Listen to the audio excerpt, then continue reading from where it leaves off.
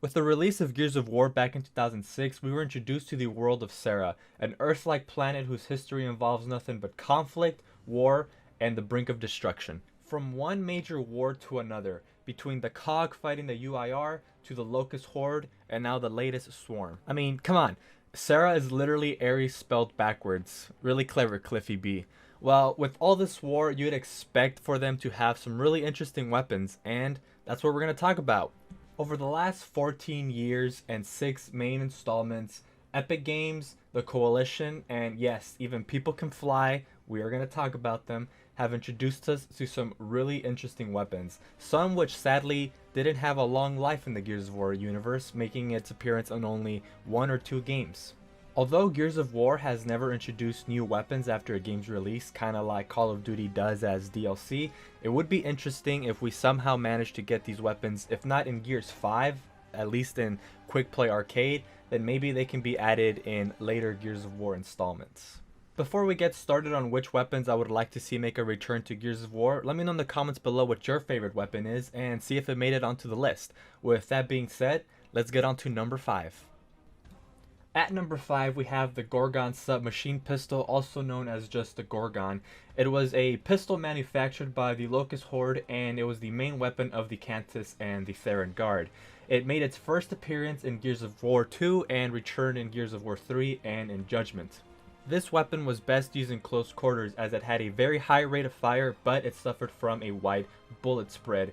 In Gears of War 2, the Gorgon pistol actually fired in burst mode, similar to the hammer burst.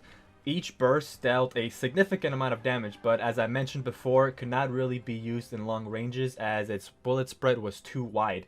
And even though you could score headshots, it required you to be very accurate with this weapon. The Gorgon pistol then got its time to shine with the release of Gears of War 3, as it had minor changes. The main one is that it took away its burst fire and made it fully automatic.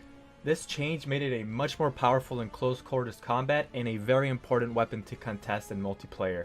Sadly, this weapon is very similar to the current Talon pistol in Gears 5, a close quarters fast firing sidearm with a very unpredictable bullet pattern.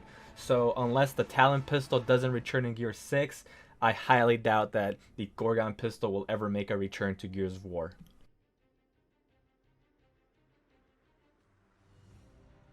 At number 4, we have the Scorcher, yet another close quarters weapon with a high rate of fire. Although manufactured by the COG, we often see the Locust Horde using this weapon, specifically the Flame Grenadiers and Flame Boomers. No other weapon can match the damage per second that the Scorcher flamethrower brings to Gears of War. It has the ability to down opponents in a fraction of a second if hit with a direct stream of the flames.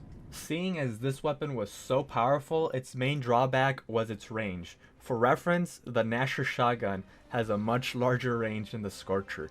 Yeah, that's how close quarters this weapon was. As a result, this weapon was best used when getting the drop on people or charging in with a team. However, it wasn't completely useless at long ranges, as firing in the direction of your opponent would actually blind them in some way, as their screen would be covered in fire or at least have a giant circular flame in the middle of their screen, which obscured their vision slightly and allowed your teammates to surprise attack them. I would really like to see this weapon make a return to Gears of War. If not for multiplayer, then at least Horde. This weapon was extremely deadly towards certain enemies in Horde, specifically the Corpser and the Berserker. And seeing as we have the Matriarch in Gears 5, which is basically a stronger version of the Berserker, it would be really useful to have another way of dealing with the Berserker. The Matriarch, other than having to wait for them to turn around and shoot them in their weak spot. On to number 3, we have the Digger launcher. The Digger made its first appearance in Gears of War 3 and was primarily used by the Savage Locusts. However, lore-wise, this weapon has actually been around since Emergence Day, seeing as General Karn used one during the invasion of Halvo Bay in Gears of War Judgment. Where this weapon went from the events of Halvo Bay all the way to the Lambent Pandemic, nobody knows, but at least we got to use it for 2 games.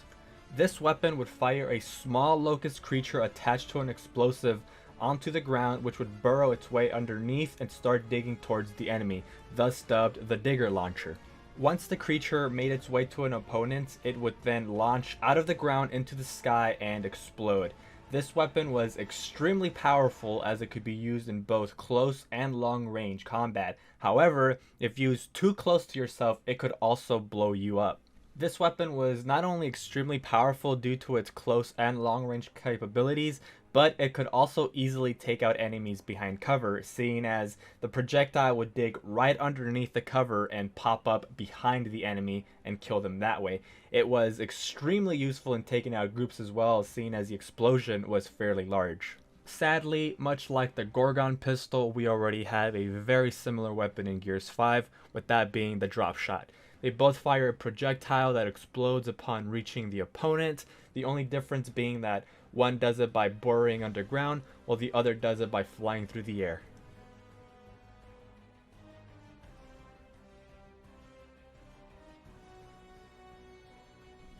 And at number 2, we have the Hammer of Dawn, possibly the second most iconic weapon right next to the Lancer in the Gears of War universe.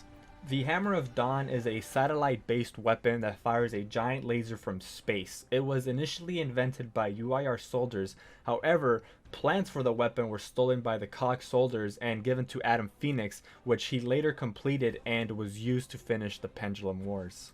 The Hammer of Dawn could be used in multiplayer in every Gears of War except for 4 and 5, despite making appearances in both of those games.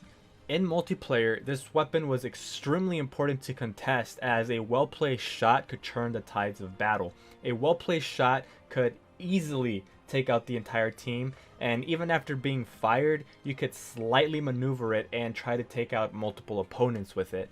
The main drawbacks of this weapon are that there is a fairly long windup before the laser actually fires, and it can only be used if there is a direct opening to the sky. This weapon cannot be used indoors. Even on multiplayer maps where you are indoors, most of the time there will be a slight opening in the ceiling, but even then it has to be a very specific spot that you can fire it in. Gears 5 introduced many outdoor maps, and the Hammer of Dawn even played a crucial part in the campaign, so as a result, I don't understand why this weapon wasn't added in multiplayer. So I'm hoping that it at least makes its return to multiplayer in a later Gears of War game.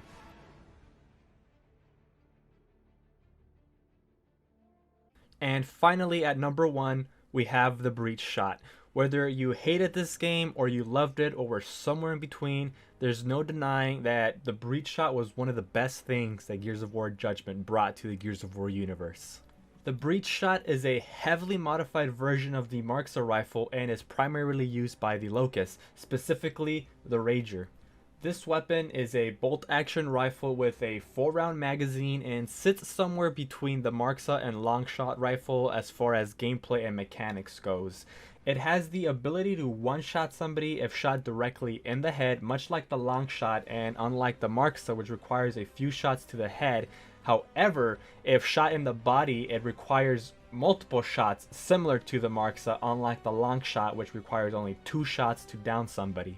Not only was this weapon extremely satisfying to use and land shots with, but it is, in my opinion, one of the coolest weapons that has ever been introduced in any Gears of War game. It's such a shame that this gun has not made an appearance in any other game besides Judgment. If you've watched my videos for a while, then you'll know that I actually enjoy Judgment and I give it a pass, unlike many other Gears of War fans, because I think that it introduced many things to the series, and one of them being the breech shot, which, as I said, is one of the coolest weapons ever and was extremely satisfying, and I really hope that it makes its way into another Gears of War game somehow.